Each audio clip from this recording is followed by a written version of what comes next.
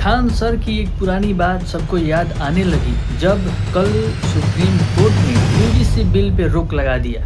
भारत में 3% ब्राह्मण है, 3%।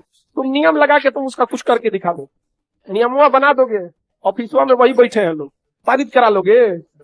हाँ, थाना, जुडिशरी, मीडिया, संसद, कहाँ बस 3। हाँ, ये बात बिल्कुल सही है कि देश के 100% संसाधनों में से 85% संसाधनों पे उन लोगों का अधिकार है जिनकी जनसंख्या मात्र 10 से 15% है। चाहे आप देश में किसी भी फील्ड को इमेजिन कीजिए, उसमें सबसे सर्वश्रेष्ठ पदों पे वही लोग बैठे हैं जो आज यूजीसी बिल का विरोध कर रहे हैं।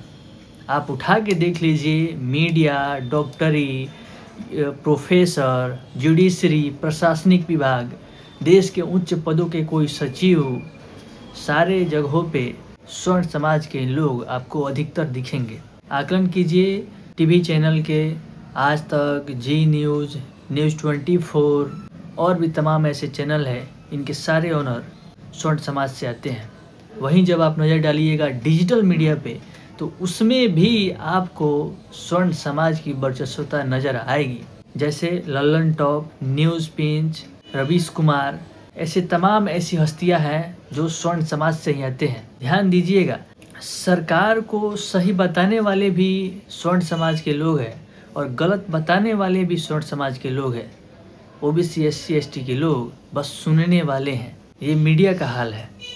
वहीं अब एक नज़र यूनिवर्सिटियों पे डाल लीजिए जहां यूजीसी बिल आया था। देश के कुल यूनिवर्सिटियों में लगभग सभी यूनिवर्सिटियों के ऑनर और कुलपति स्वर्ण समाज से हैं। ऐसे पूरे देश में मात्र 1-2 ही ऐसी यूनिवर्सिटी आपको मिलेगी जिसके कुलपति ओबीसी समाज से दिख जाएंगे।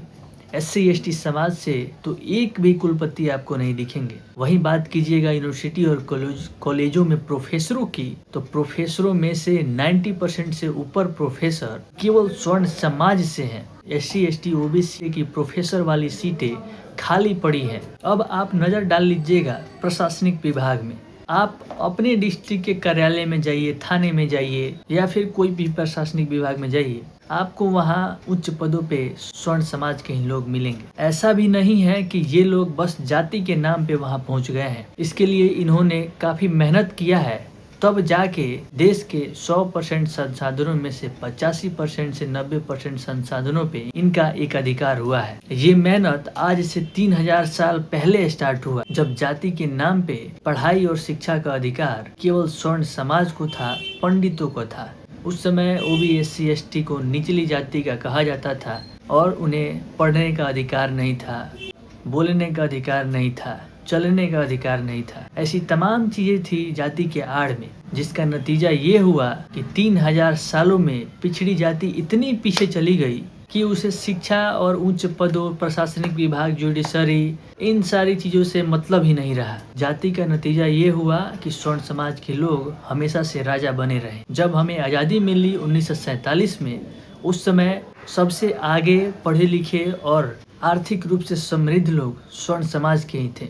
जब देश में जुडिशरी की ज़रूरत आई, प्रशासनिक विभाग की ज़रूरत आई या फिर डॉक्टरों की ज़रूरत आई, कॉलेजों में पढ़ने की बारी आई, तो जो अगड़े श्रेणी के लोग थे वही इसमें भागीदारी निभाए, क्योंकि पिछड़े वर्ग को तो इन सारी चीज़ों के बारे में कोई जागरूकता और कोई ज्ञान नहीं था। हाँ, इक्की दुक्के लोग जो जागरूक हो चुके थे वो जरूर वहाँ तक पहुँचे, लेकिन इन स्वर्ण समाज के शुरू से ही सामाजिक आर्थिक रूप से समृद्ध रहने के कारण आज भी ये देश के उच्च पदों पे विराजमान है। अब ऐसा नहीं है कि ओबीसी, एससी, एसटी के लोग कभी उच्च पदों पे जा ही नहीं सकते, कभी अपना हक पा सकते हैं और उच्च पदों पे भी जा सकते हैं। इसका तरीका एक ही है कि स्वर्ण समाज से ही सीखना होगा और शिक्षा, जागरूकता, तार्किकता को अपनाना होगा। 1947 में आज़ादी के बाद लोग जागरूक भी हुए और सामाजिक रूप से विकसित भी हो रहे हैं,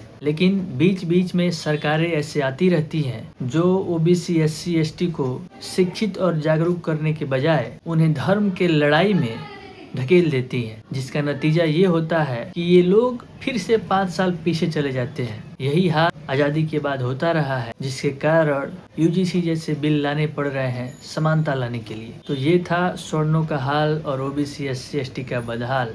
मिलते हैं किसी नए पॉइंट पे, तब तक के लिए स्वस्थ रहिए, मस्त रहिए, अपने काम में व्यस्त रहिए। जय हिंद।